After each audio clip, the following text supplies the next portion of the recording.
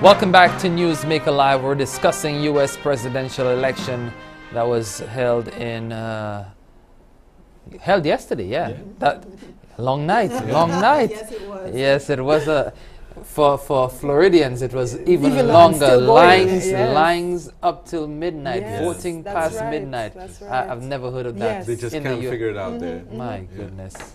Yeah, you have a solution for them, so I suspect you'll have to give that to them. So we'll be taking your calls in a little while, but before we take the calls, I want us to discuss the implications of this election. Now, a lot of us are caught up in the euphoria of the event. Black man, you know, he identifies with us, or we identify with him. I'm not sure that he identifies with us. But then when you look at the issues, when you look at the core values of Democrats, historically, they're for gay rights, they're for, you know, all those liberal issues that pro-choice, pro-choice that we as a Judeo-Christian nation for the most part frown upon, for the most part, you know. But here we are supporting, we always seem to support the Democrats, notwithstanding that their values do not mesh with ours necessarily. And the conservatives, whose values reflect ours more closely for the most part, we push them aside. Why is that? Well, I think it's a complex question, Clinton, because remember too that traditionally Democrats are associated with the civil rights movement. Yes. So in terms of race, remember for the Caribbean, race is a huge issue because of our colonial past and so on. And Democrats are seen more, you know, liberal in terms of racial issues, racial equality. And so for Caribbean people who have had to battle racism through colonialism and so on, that's really, I mean, David talks about identity politics, and that's very true. So even though you have the other social issues like, you know, gay rights and things like being pro-choice and so on, those issues do not supersede how we identify as a people, and we identify mostly, you know, from African descent. And so any of the Republicans are normal, as David said, old, white, male establishment. That's hardly, you know, what the Caribbean profile looks like, generally speaking. So for me, that's sort of an explanation as to why, for the most part, we tend to agree with the politics of the Democrats. Yeah, bringing back the memories of our colonial past as well. Yeah, I agree with that completely, and I think it speaks to the complexity of the Caribbean approach to these matters. I mean, I think it speaks to the complexity of the way we look at these things. Ayodele is absolutely right. Let's not forget that although Lincoln was the president who freed the slaves, the fact is, and we saw this last night, the Republican Party is on the verge of extinction. It's becoming a fringe party. It's becoming an extreme right party. It is getting smaller and smaller and smaller. The Democratic Party is the party of inclusion. That's right. And let's not forget that the most important and most significant developments in civil rights in the United States, the developments that paved the way for the election of Barack Obama were ushered in the modern era by Democrats. We're talking about Lyndon Johnson, who passed the Voting Rights Act, and Kennedy, who before him, who supported Martin Luther King Jr. And who sent in the military into Georgia and Alabama and those sorts of places to ensure that the South was desegregated. And without those developments, which Caribbean people watched and observed, paid attention to, we wouldn't be, Barack Obama wouldn't be elected president. We wouldn't be having this conversation today. So I think on issues of race, there's a clear distinction between the Republican Party and the Democratic Party. The fact is that the Democratic Party is a party of inclusion. It's a party which is looking to, it wants to be about more than just, you know, white Americans. It recognizes the United States as a rainbow of different backgrounds and people. The Democrats is the party that wants to do something on immigration. And then on the other hand, you've got the Republican Party that's you know, very hostile to immigration reform, who wants to build fences to keep out Mexicans from the United States, electrified fences. That's, you know, very bellicose in terms of its foreign policy. So if you're non-American, you're with us or against us, etc. So that rhetoric is very unhelpful, and so I think it's very simple. Caribbean people recognize that the Democratic Party is where their interests, where they would be accepted. Yes, exactly. Now, the profile of the parties have changed over the years significantly, because if you recall, back in the 1980s when you had Ronald Reagan, Ronald Reagan was a good friend of the Caribbean in terms of providing assistance. In terms of that, yes. Yes. Other issues, no. Providing assistance. I'm talking about assistance, direct assistance to the region. All right. Yeah.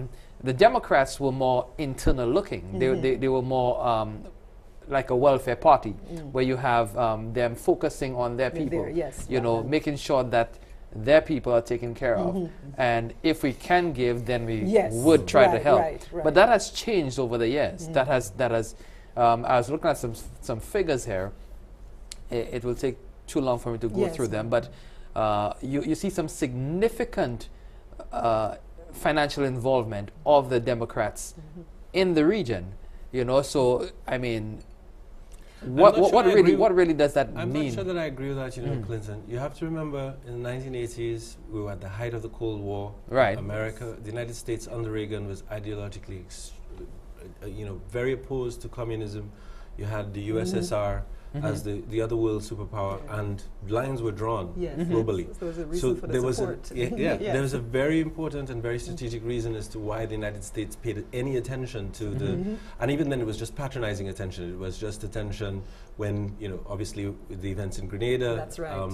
Because they were concerned that the Caribbean might have been going more left, and they wanted to, it was strategic. Yeah, it was strategic. They had to pay more attention because they didn't want the USSR, they didn't want Russia to develop a foothold in the Caribbean. As soon as the Cold War ended, the United States simply forgot about the Caribbean. I mean, we have no strategic interest in the United States anymore, and the cooperation that takes place is fairly middling. I mean, the United States contributes huge sums of money to aid, but the way that the Caribbean benefits from that is very indirect and at best. I think that I think it'd be a mistake to focus too much on what happens with party to party. I think what's more critical is to look at how U.S. policy will impact the economy when you've got a good president versus when you have a bad one. And Clinton is a very good example of that. Clinton is loved in the Caribbean.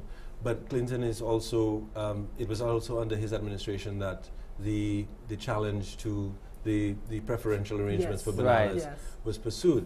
Having said that, the fact is that under Clinton, the United States economy did fantastically well. He created 23 million jobs by the time he left office. And when the United States is doing well, when it's well run, which Democrats tend to do better than Republicans. Then the Caribbean does well. The Caribbean does well.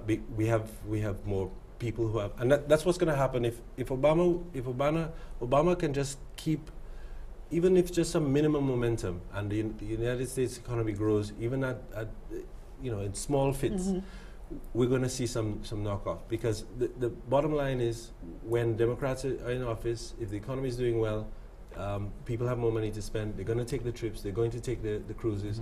They're going to come to spend money in the hotels. The vast majority, despite whatever any gurus here tell you, the vast majority of tourists who come here are middle class, working people who have to save, because Caribbean holidays are expensive, who have to save to come here. And so when that country is doing well, they have more jobs, they can come and they can spend and money. the other thing too that I want to add, Clinton, let's get back to the issue of the implications for St. Lucia and the Caribbean as a whole.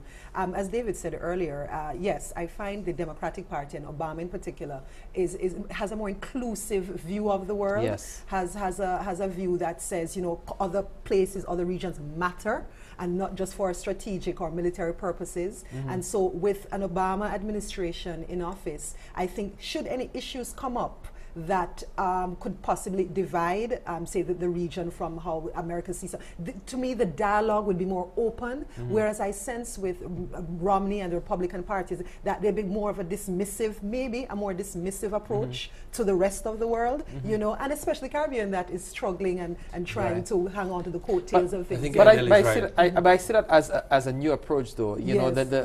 the neo-Republicans, you know, if you want to put it that way, because they think now that, okay, it's all about them. It's all about them, you know, forget about everybody else, you know, pull the troops out, you know, that's get not them out so of new. That's not so new. Well, What I find is become concentrated with the rise of the Tea Party and the extreme right of the party, which is dangerous, and David is right. It's becoming more and more of a fringe party, almost like a cult, almost, you know, out there, and they are going to have to, seriously, if they're going to survive to 20 and put up a credible candidate for 2016, they're going to have to reimagine themselves as a party. Otherwise, they're done. The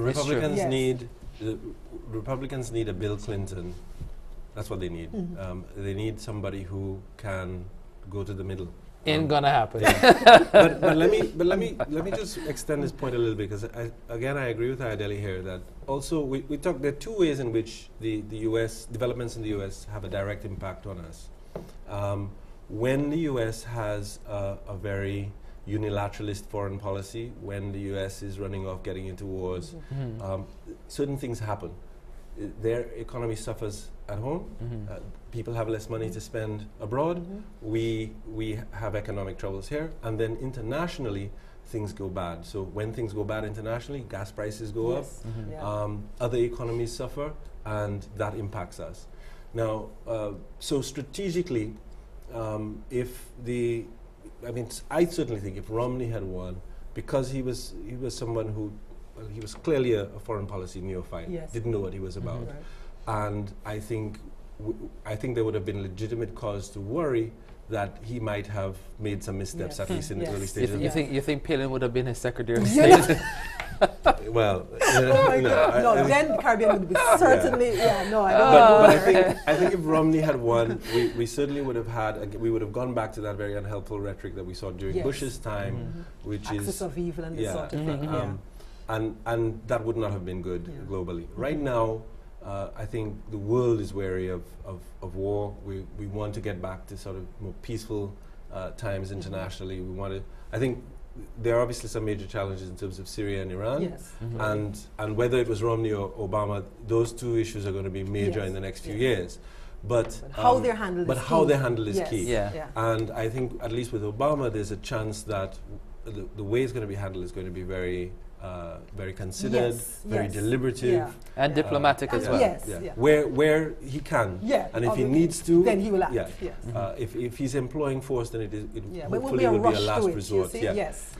Let's put the number up on the screen so that we can get your contribution to this discussion. And well, I've been told that we need to take a break first, but when we come back, we'll put that number on the screen and have you call in to talk to us about what you thought of the campaign and also the results of yesterday's U.S. presidential election. Stay with us on Newsmaker Live. We'll continue after this.